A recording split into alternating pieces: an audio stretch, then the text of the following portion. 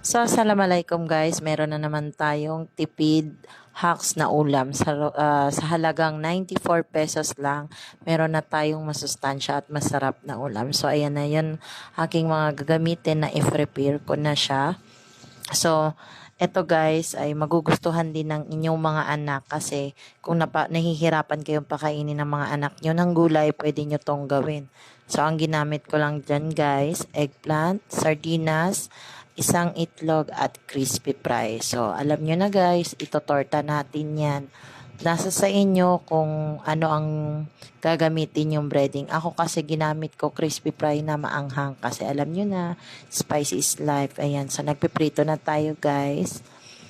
Ayan. So, aantayin lang natin yan mag-brown. So, yan guys, depende sa inyo. Yan na ang finished product natin.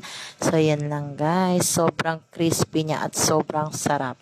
Magugustuhan talaga siya ng mga bata. So, yan lang guys. Assalamualaikum.